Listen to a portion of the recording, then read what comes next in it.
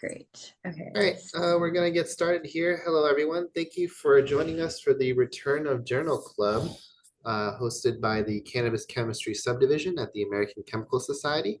My name is Andrew Pham. I was the previous publications chair and journal club host. Unfortunately, I have to shoulder the blame for our hiatus because I had to welcome my first child into the world. My beautiful daughter, Athena Lynn, was born on January 31st, 2023, and I have unfortunately not been able to host until today. And in fact, I will be in the future for the rest of 2024, handing off the duties of the publications chair to Twinkle Pariani, who is here, and she will be your host for the oncoming year. Twinkle, you want to take it over from here? Yes, thank you, Andrew. So, hi, everyone. I'm Twinkle. I'm currently a research and development chemist at Abstracts Tech, and I've been a member of CAN for about 4 years on and off. So I'm really excited to be hosting Journal Club, and you guys will be seeing more of me in the next year. And today we have Dr. Riley Kirk with us.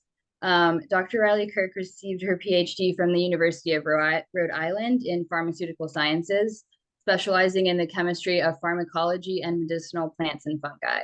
She is a founder of the Network for Applied Pharmacology, butchered that, and an adjunct professor in the College of Pharmacy at the University of Rhode Island.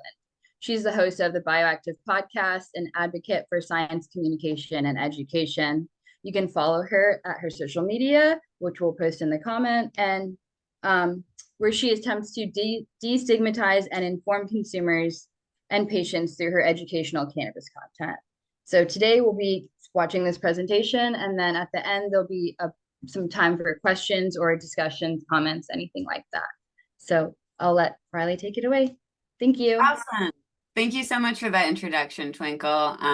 Today I will be talking about cannabis and anxiety with a focus on our nonprofit's recent publication on CBG or cannabigerol use and anxiety.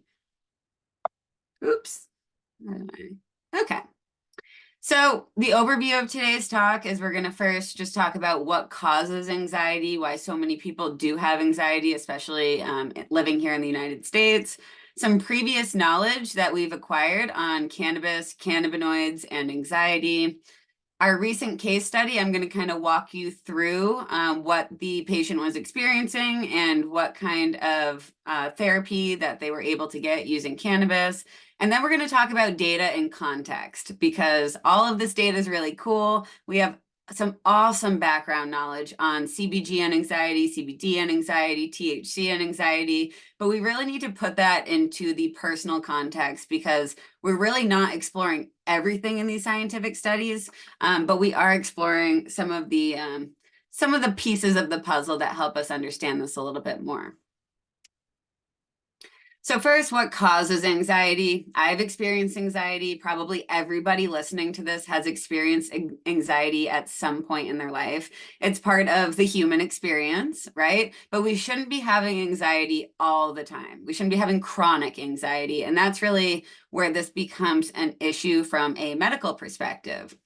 So about 30%, this is estimated, about 30% of people experience anxiety disorders at some point in their life. And an anxiety disorder is really focusing on this chronic exposure to anxiety. But what can cause chronic anxiety? There's many theories. There's a lot of evidence out there that trauma, specifically childhood trauma, is a big factor in contributing to anxiety, chronic stress, and environmental uncertainty. And what I mean by environmental uncertainty is it could be your living situation. It could be the job that you work at. It could be what's going on in the world right now. We have literal wars happening. We have elections coming up. There's a lot of things that can cause anxiety in our bodies and our brains that maybe we're not even fully aware of, but it's all around us, surrounding us every single day.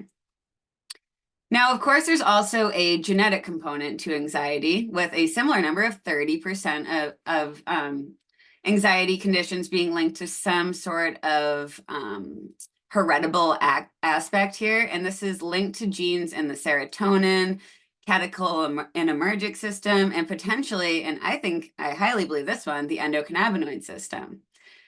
So Dr. Ethan Russo published a paper in 2016 that was talking about clinical endocannabinoid deficiency, or CED, which is still a theory at this point. But essentially what this paper says is that there's a portion of the population that may be producing less endocannabinoids inside of their body.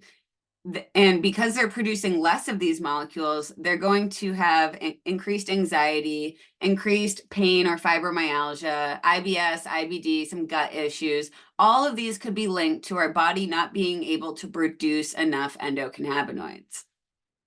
So the thought here is, with this specific subset of the population, that dosing with phytocannabinoids from the plant can help supplement your endocannabinoid system and provide that, that medicine, that supplement that maybe our body's not producing enough of.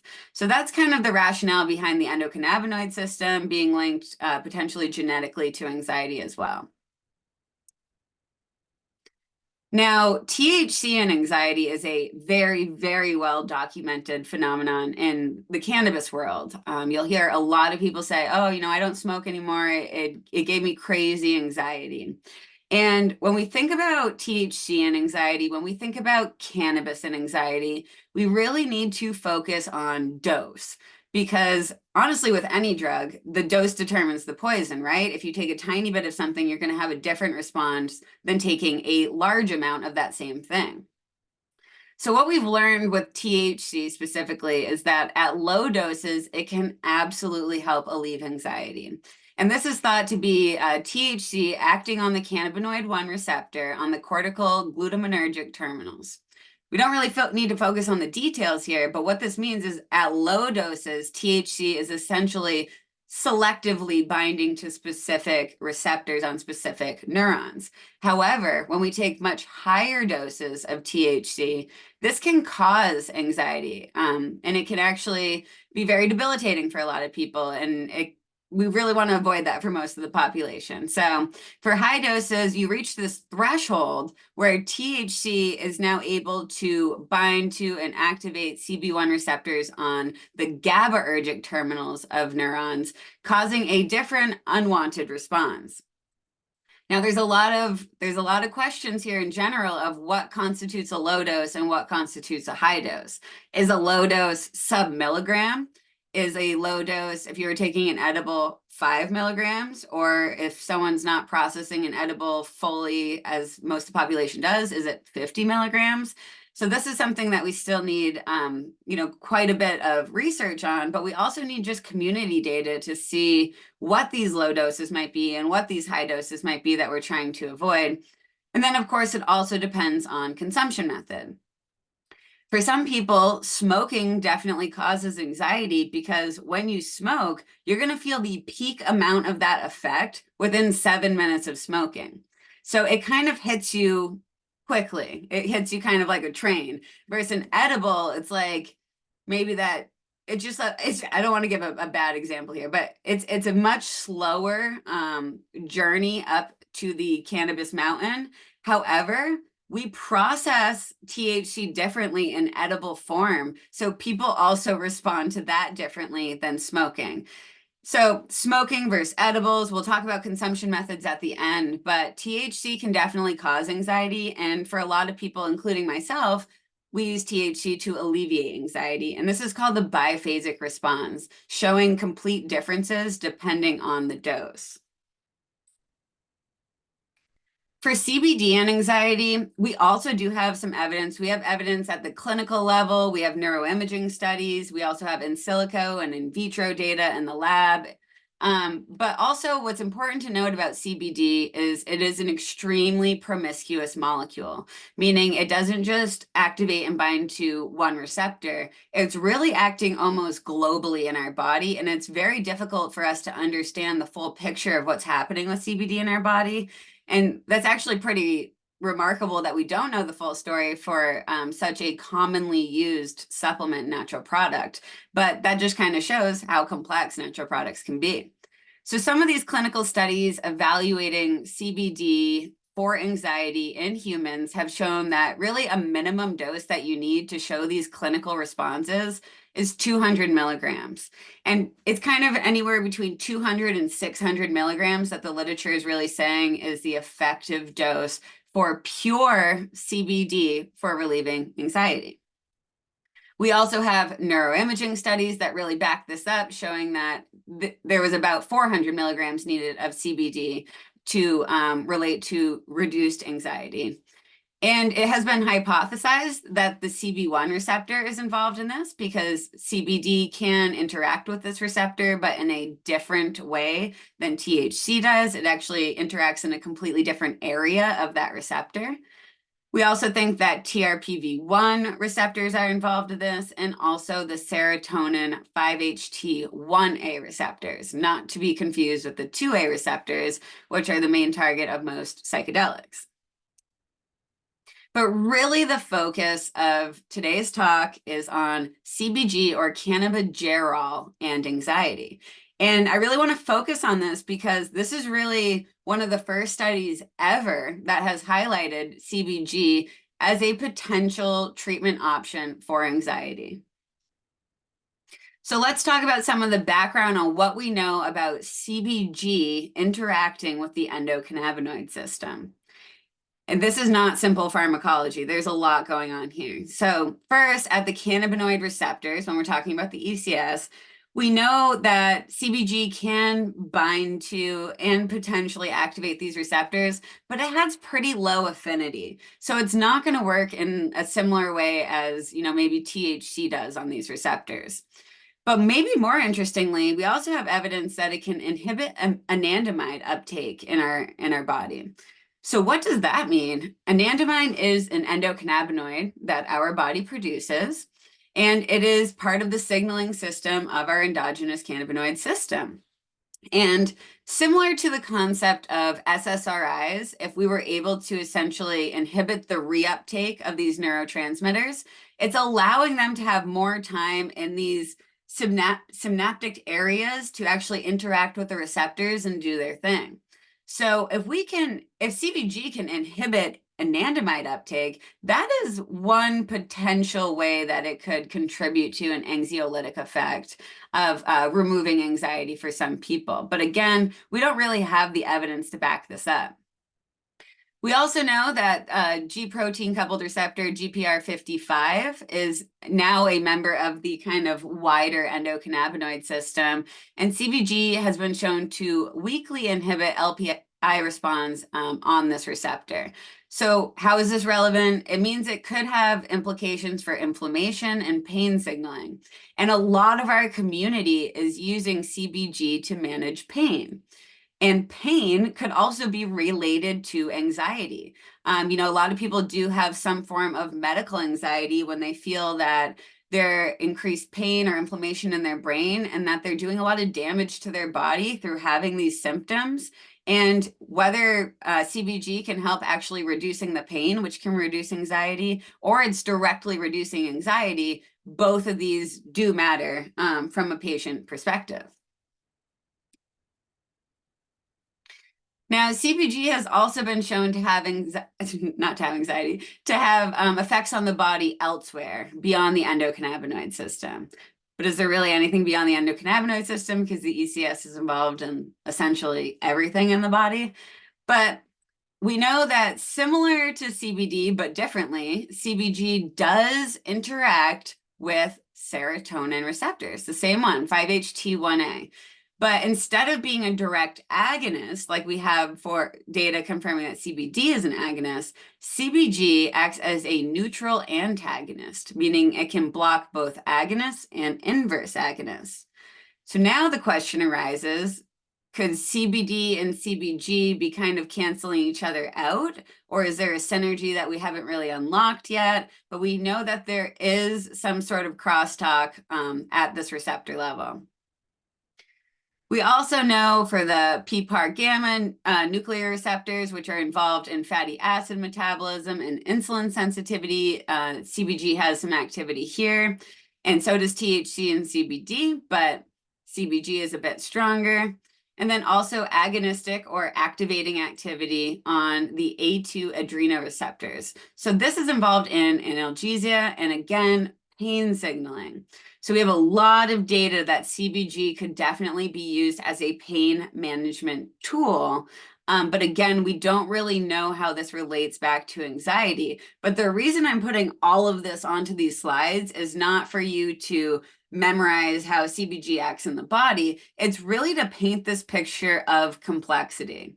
CBG is not just binding to and activating one specific receptor. There's a lot going on here, and we absolutely don't know the full story. We also have evidence that the cannabinoid receptors form these heterodimers, and that CBG is a main player in the heterodimer formation and activation. But again, we don't really know what that means in the context of how we feel as humans when we take CBG.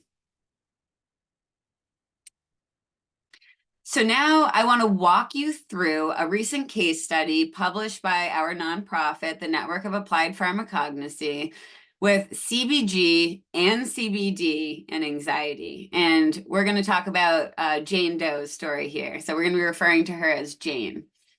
This paper is titled Minor Cannabinoids for the Treatment of Anxiety During the COVID-19 Pandemic, a Case Report. And this is actually the first case report that our nonprofit has published. And we find it very important to highlight stories like this because it is quite unconventional. But these types of lived experience are really what we're seeing in the cannabis industry every single day. And it's really important to put this out into literature so other medical professionals, other patients, just anybody in general can learn from this and also not be afraid to contact us, contact someone else to tell their own story of what's helped them so we can get it into the literature. All right, so Jane's story kind of starts with us in 2018, and Jane had severe general anxiety disorder, and this was also confirmed using the GAD-7 analysis, and Jane's score was a 17 out of 21, which is classified as severe anxiety. Jane had struggled with depression, anxiety, not been diagnosed with, but potentially has a mood disorder, and previously had self-injurious behavior and suicidal ideation beginning in adolescence. Jane had been prescribed and also tried many different pharmaceutical medications to try to ease these symptoms. Some of these include lorazepam, trazodone, diazepam, and many others. Jane did not like the feeling of taking these pharmaceutical medications. She felt like she was kind of losing herself. She didn't have apathy or increased apathy. She was losing weight. She was losing connections with family and friends, decreased libido. We'll talk about these things later too when we're thinking about, what is a medicine and what does medicine mean to us. But essentially, Jane felt like she was losing herself by taking these medications, and she was uncomfortable with that. So Jane decided to consult with a cannabis formulation specialist in 2018. And again, we're going to talk about kind of what this means and why that's special at the end of this. But Jane visits with this formulation specialist and starts taking 30 milligrams of full spectrum CBD tincture every single day. During this time, she did not use any pharmaceutical medications. She did not retake the GAD-7 at this point, but she does retake it in a couple of years.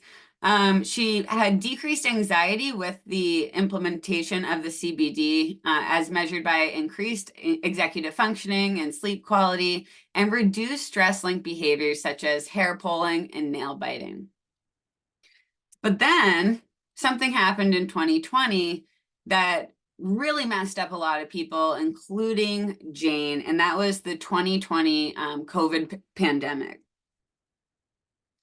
So during the pandemic, many people had these feelings with increased isolation. You might be away from your family. You might have had family members die. You might have had friends die. It was an extremely, extremely stressful time for the world. And it was kind of this feeling of inescapable doom and entrapment that a lot of people were feeling, including Jane.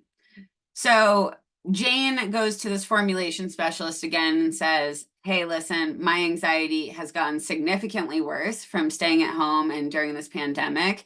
So the specialist increased her dose from 30 milligrams of full spectrum extract a day to 90 milligrams a day. Jane does this for a couple weeks and notices no difference. Her anxiety is still very bad, and she still goes back to this formulation specialist and asks for additional help. The formulation specialist then adds in 30 milligrams of full spectrum CBG extract to her daily routine. So again, this is not pure CBG, this is not pure CBD. These are two types of full spectrum extracts that she's using together every single day. I like to just put a happy picture at the end here, because essentially after adding in the CBG tincture, and doing this for a repeated amount of time, a few months, Jane noticed that she was feeling better mentally, and that when she retook the GAD-7 assessment, her score was now a 5 out of 21 instead of 17 out of 21. So now kind of under the category of mild anxiety. Now, of course, I think all of us know who use cannabis as medicine, who use pharmaceuticals as medicine, anything, you know, it doesn't just go from like, I'm sad to I'm happy. And this was kind of talked a lot about in this research paper, that it is an ongoing struggle, and it is consistent dosing and learning from your body and learning what works for you and product types. But it really is a story of success, of trying different things and successfully getting off pharmaceutical medications and exploring CBD and CBG as alternative therapies. So kind of what I just said here, the overview of the story is Jane suffers from severe anxiety. She tried a variety of pharmaceutical anxiolytic drugs prior to cannabis. She tried CBD dominant products to treat anxiety until the start of the pandemic. Jane's anxiety worsened during the pandemic, so she consulted with this cannabis formulation specialist and then began incorporating cannabigerol into her routine alongside CBD. So the first conversation that I really want to start here is a formulation specialist versus a medical doctor is very unconventional. So almost always with case studies, you are seeing the emphasis on the medical doctor working with the patient to try to figure out what medications to get on, what medications to get off, what doses to try of things. And this is no bash towards physicians at all. I think you should always consult your physician when you're looking for new or different medications. But something that our community knows, and what we know is a gap in our healthcare system, is that medical doctors are not required to learn about the endocannabinoid system in medical school. And therefore, they're often not the most educated people on cannabis and how cannabis interacts with the body. Of course, this is changing as we're seeing more legalization. We're seeing more courses for medical professionals to learn more about the ECS. But even if you want this now, you really have to go to a doctor who specializes in this. So oftentimes, our community, the cannabis community and industry professionals are the experts on cannabis. They're the experts on cannabis medicine, the relevant formulations, the active ingredients, how it interacts with the body, the different consumption methods, the times of day you should use cannabis. And because the cannabis industry has always kind of I shouldn't say always operated underground, but for a lot of the time, cannabis users were operating underground. I don't think it's irrational to have cannabis professionals as kind of the leading person that we go to for these things, at least for now, as we're integrating other medical professionals into this conversation. So this case study kind of demonstrates not necessarily a shift, but kind of entrusted professionals within our industry. We need to understand that stoners, formulation scientists, extractors, even herbalists are really experts in cannabis, and they have very valuable opinions and perspectives on how to use cannabis as medicine. And I believe that was highlighted during this case study when we see that Jane went to a formulation specialist in 2018. What we don't know is if there was availability of a medical professional who also maybe was accepting of cannabis medicine or potentially an expert. We don't have that information on her story, but I really appreciate the approach that she took in finding this medicine. Now, I can't give any talk on cannabis without talking about synergies and mysteries and all the things we don't know about cannabis right now. The studies that I was talking about in the beginning of this talk are so important for understanding how a specific molecule interacts with a specific drug and what that could potentially mean. But oftentimes we're not looking at relevant doses and we're really not seeing the full picture of what's happening. You know, just for CBD and CBG, we were talking about maybe 5 or 6 different receptors that we know that these molecules act on, but that's only part of the story. What we don't see is the full picture of what's happening. What we don't know is, could cannabigerol or could THC potentially be lowering the effective dose that we need for CBD to act as an anxiolytic compound?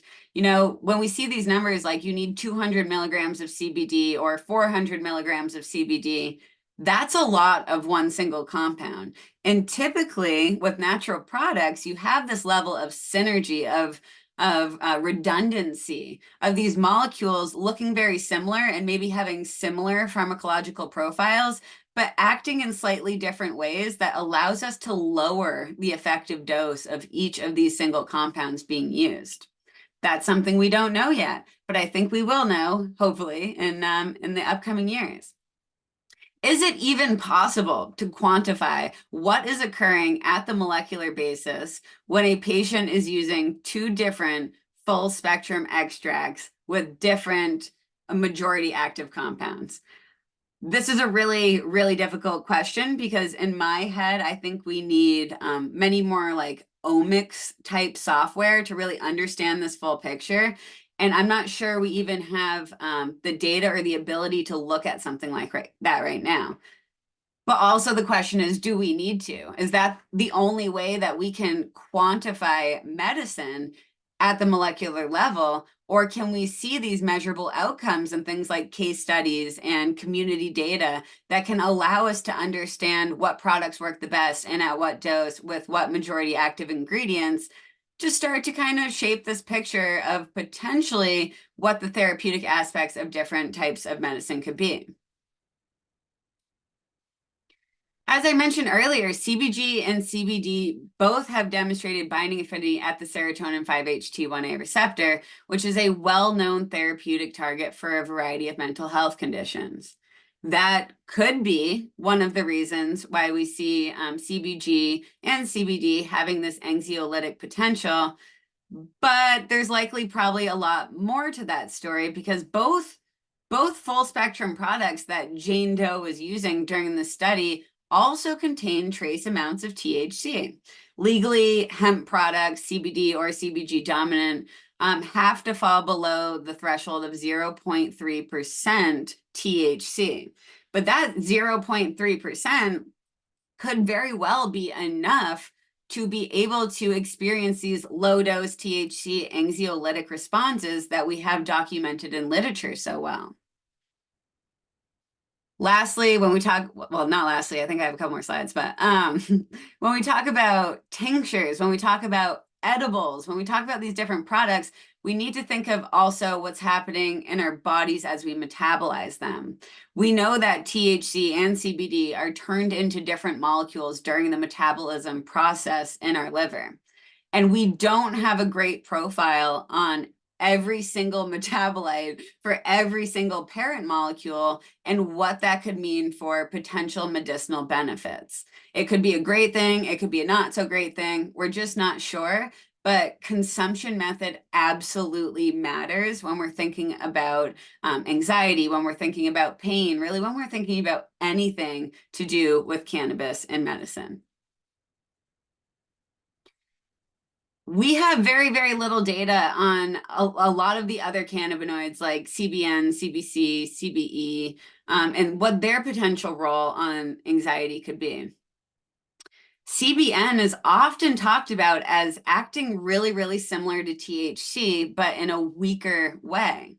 So to me, that data says, oh, wow, CBN might be a really great anti-anxiety molecule because THC tends to give people anxiety because most products are very high in THC, and that can cause that biphasic response to kind of be tilted towards the generating anxiety side. So my thought would be if CBN is just a really weak or weaker THC, I think there's a lot of anxiety potential there for helping treat anxiety. And again, these other minor and rare cannabinoids, we really have just zero data on about what they could potentially be used for anxiety. Now, of course, there's also the role of terpenes and the flavorant molecules that the abstracts group has recently highlighted. We know that linalool, myrcene, and caryophyllene are often talked about as these more sedating, chill, anti-anxiety terpenes. But we are missing data on what this means in the context of cannabis. So we have data that looks at just linalool and smelling it and that lavender smell helping people relax. And that's great. But does this carry on from a pharmacological standpoint when we're smoking it, when we're eating it, when we're vaping it? These are really the studies that we need to put this into perspective. And then, of course, the method of consumption and the product types. A lot of these studies are looking at isolated cannabinoids and oftentimes taken in tincture form. We know that most people prefer smoking and vaping. We know that a lot of people prefer hash. And we're really just not sure how the chemical profiles of that consumption method carry on towards the anxiolytic potential of that product. And then, of course, smoking versus dabbing versus ingesting like an edible or a tincture. There's differences in metabolism. There's differences in receptor dynamics, a lot of different things. So there's a lot of questions here still.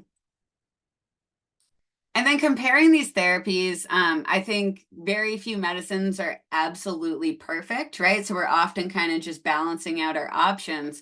I had mentioned that Jane Doe really didn't like the feeling of the pharmaceutical drugs because it decreased her emotional range, her libido, her motivation, and lessened her intellectual curiosity. For many of us who work at jobs or in our home life require these things, these are things we don't want to give up no matter what, and no medication is worth that. So then the question is, what's the alternative? In this case, we're talking about cannabinoids, and we see for some side effects for cannabinoids, we see reduced appetite. Sometimes we see heightened appetite, drowsiness, dry mouth, interactions with other medications, especially if taken orally, and also diarrhea at high doses, especially with MCT oil products.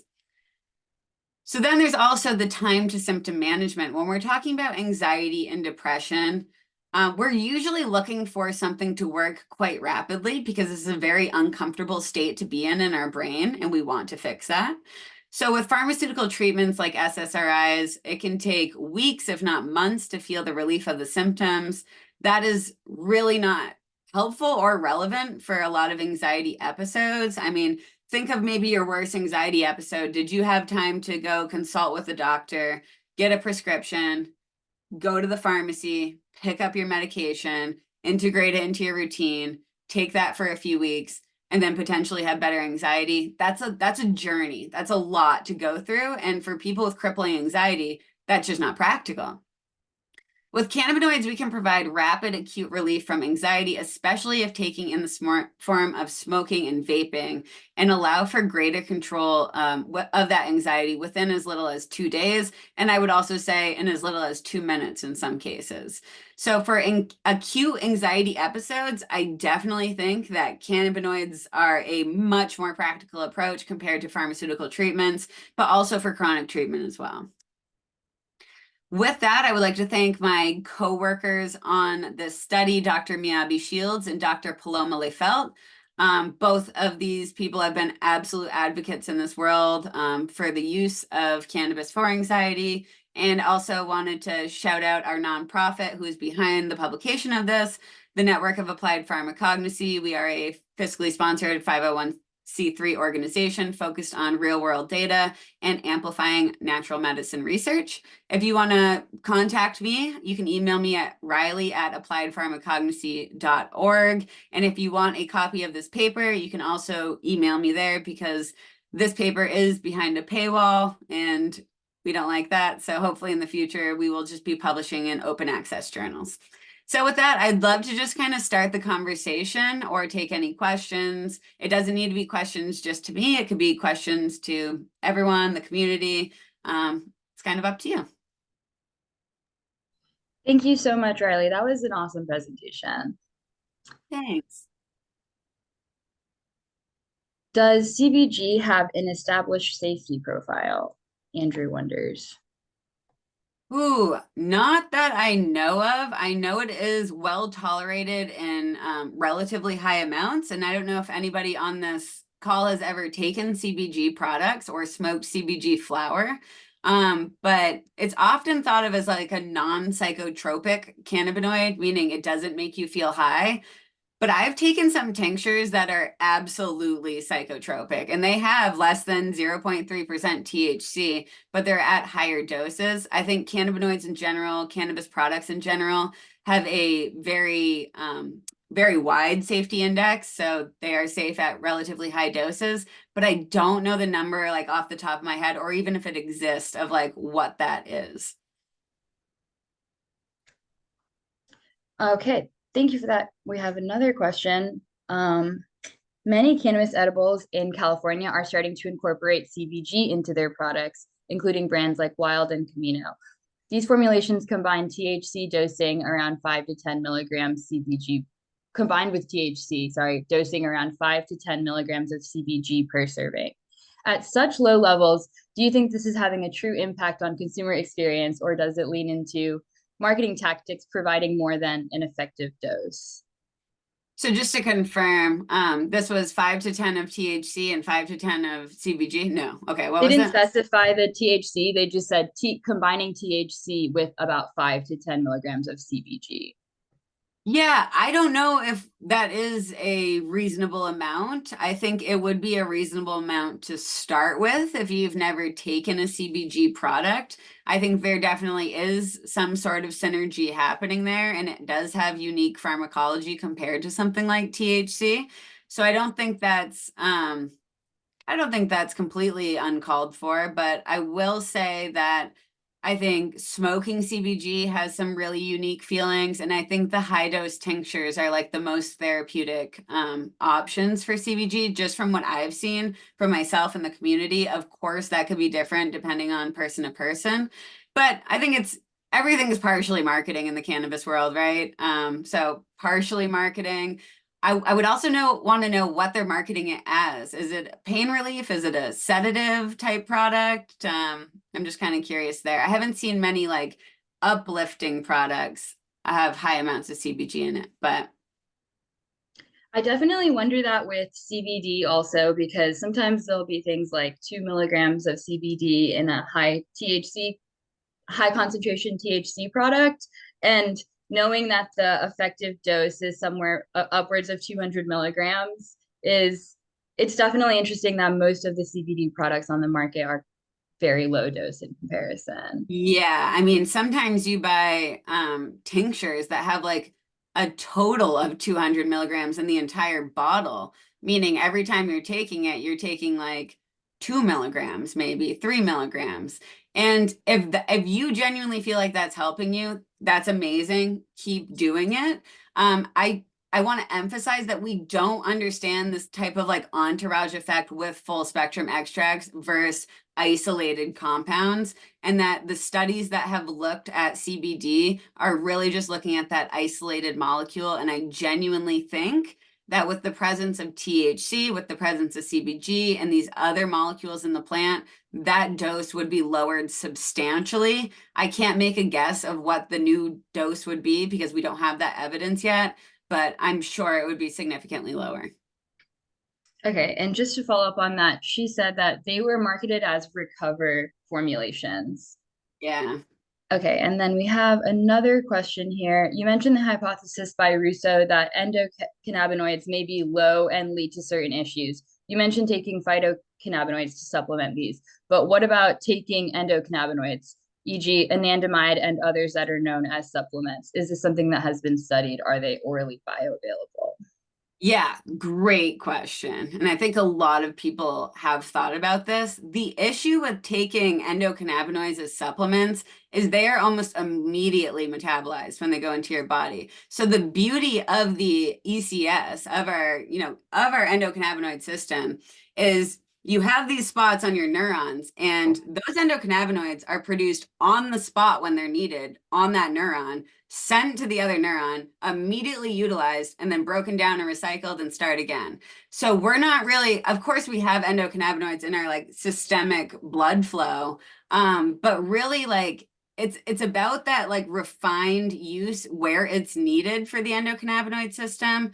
So I think most of them are metabolized and degraded if we were to try to take a supplement, and they're not going to get to the specific area in the brain that we're looking for that therapeutic benefit for. That was a great answer and a great question. Great question. Emmett says CBG is their favorite cannabinoid. They've taken up to 50 milligrams active CBG isolate emulsion and noticed slight euphoria, feeling spaced out, lower back pain relief, feeling of no worries, and extra chill. Is there any research on giggliness, euphoria, or feeling floaty? Love that question too, because when I took a high dose of CBG, I also felt floaty. Like it's a difficult feeling to quantify because we're used to comparing like nothing, which is CBD, right? We don't really feel any sort of like psychoactivity with CBD.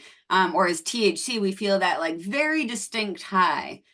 But the CBG at higher doses, it really does create this kind of just lighter feeling. And I think that really is like the anxiety, like it's acting as an anti-anxiety compound, at least for me. We don't have any data, to my knowledge, on like the actual feelings in people at these higher doses for CBG. But I know, again, from a community standpoint, people who I know who've taken these tinctures, myself, my family, we all feel kind of similar from taking high dose CBG full spectrum products. So that's kind of why I was also emphasizing these unknowns in the pharmacology of CBG. There is a piece we're missing. There is multiple pieces that we're missing, and we don't know what that means yet, but it definitely is hitting on some receptors that are allowing that increase in euphoria and kind of that decrease in stress. I'm curious, what is your definition of a high dose CBG tincture?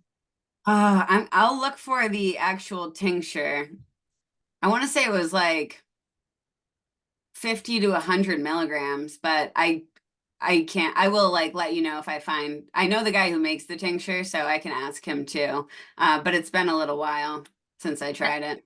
And then Andrew wants to know, how would CBG be sourced for your studies? For example, would they be extracted from CBG dominant strains or converted from hemp-derived CBD? Great question. Extracted from CBG dominant hemp varieties for sure. Great. Love that. And then Ian wants to know, you mentioned a dose in the study about 200 milligrams to see a response. Typical CBD products are much lower than that.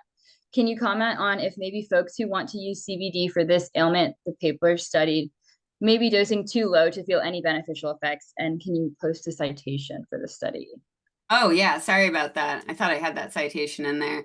This paper was specifically looking at the anxiety involved in like before you give a public speech. So they were dosing people before that type of anxiety invoking experience. And I think most people are underdosing themselves with CBD, but I also think it does play into the placebo effect of, if you are taking that CBD every single day, and you feel like it's helping your anxiety, then genuinely keep doing it. Even if it is placebo, it's helping you.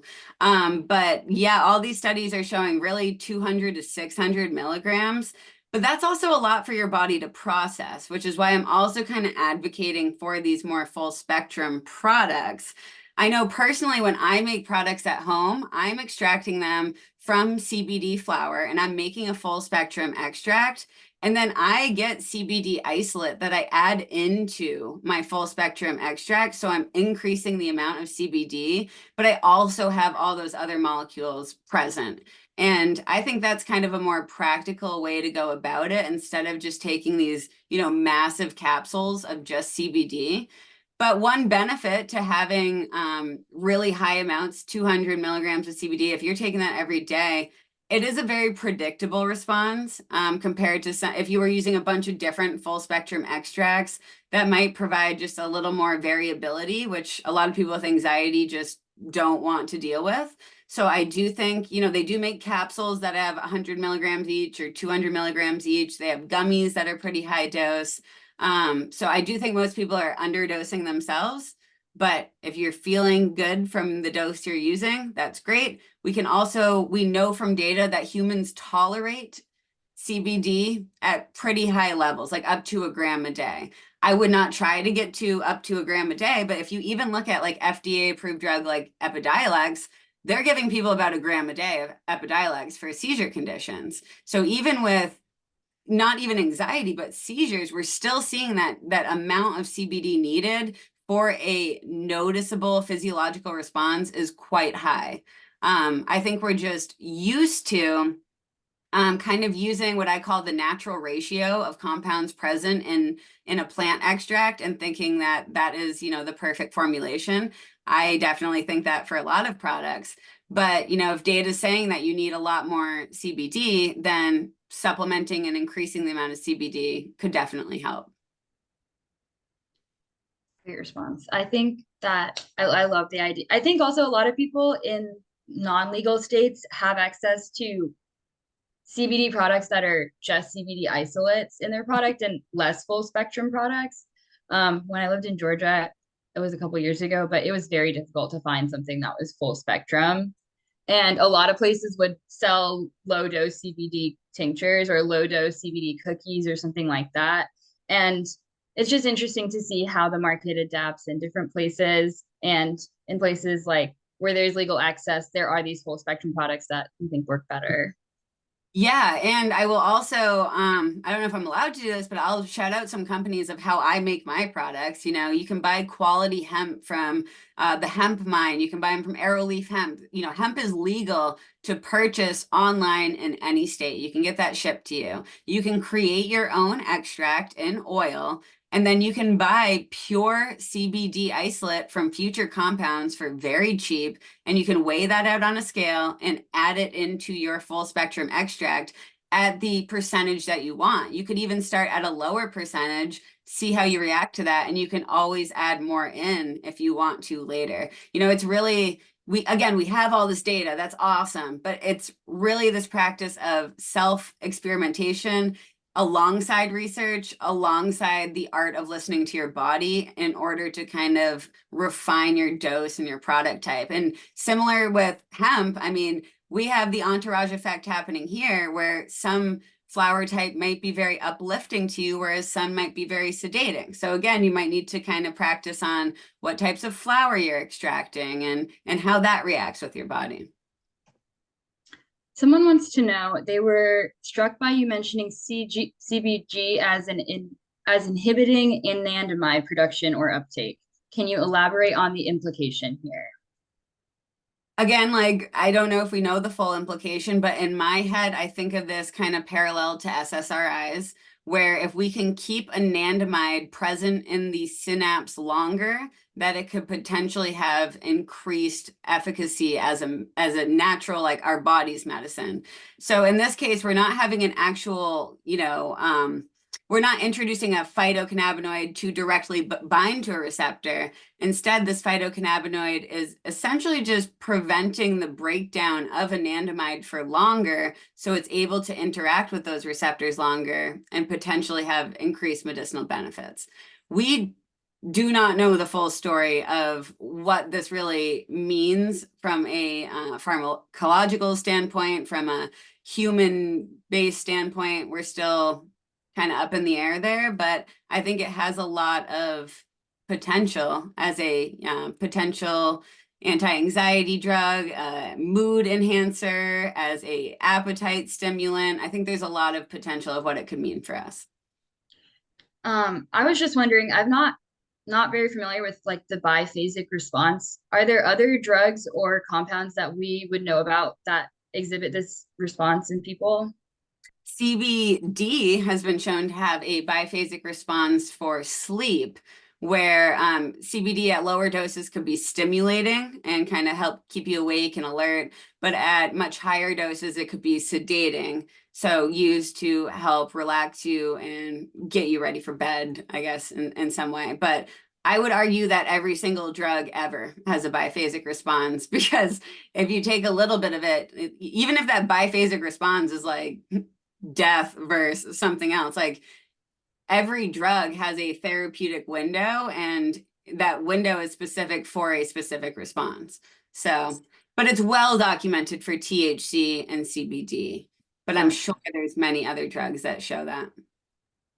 And since you were talking about sleep, Aaron wants to know, are you familiar or with any research or anecdotal evidence on CBN and anxiety? They found it very effective as a sleep aid and wonder how it might work in cases of severe anxiety where something like Xanax may be prescribed.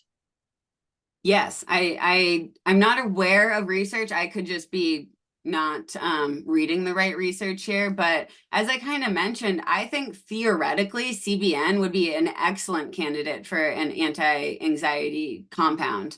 It's a less intense version of THC, and we have a significant amount of data that THC can help with anxiety.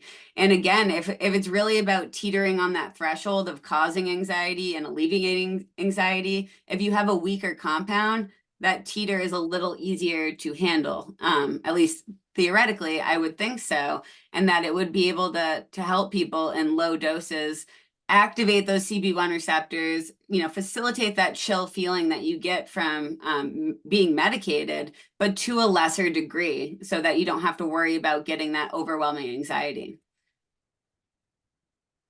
And since you're talking about the strength of compounds, also that leads into the next question. The effect of THC tends to increase with increased alkyl chain length. Is there evidence that the effects of CBD or CBG may likewise have a stronger effect, whatever they may be, thus requiring lower dosage? I think that could be true for many of the cannabinoids, just because increased lipophilicity allows for better transport across membranes, which would hopefully allow a lower dose in general. But unlike THC and CBN that kind of directly bind to that CB1 receptor with that lipophilic tail kind of in there, which I believe is like why having increased carbon chains would increase activity in that case. We don't see that same type of binding here. So I don't think from like a specific receptor standpoint, it's the same, but I think as far as getting through membranes and getting to the target area, I think increased carbons on a chain would allow better permeability through membranes. That's theory though. I don't know. It's interesting to think about and speculate.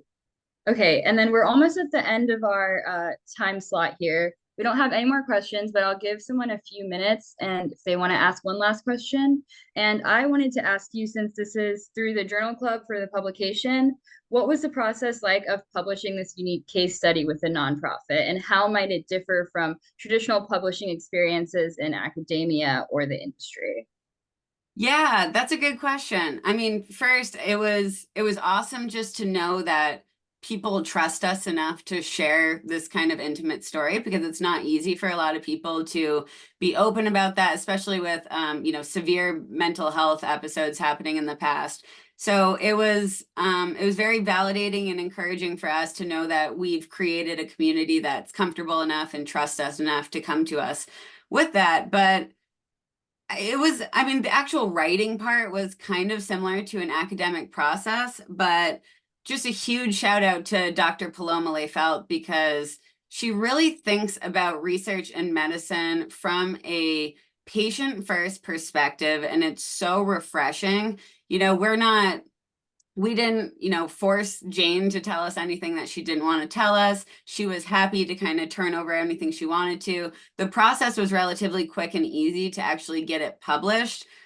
This case report is a lot easier to publish than like a, 30-page brand new type of scientific publication.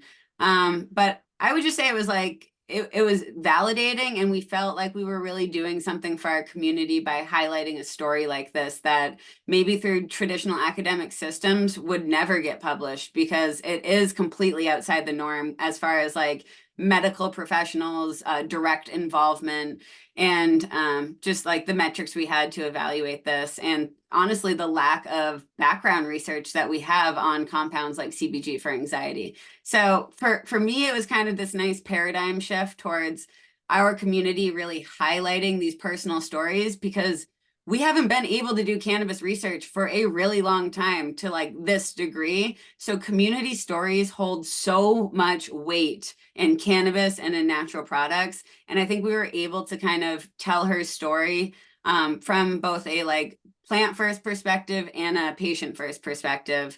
And it was refreshing for our team for sure. That's awesome. It's definitely a very unique approach, and I'm excited that maybe it can be a guide for more people to model their publications off of in the future.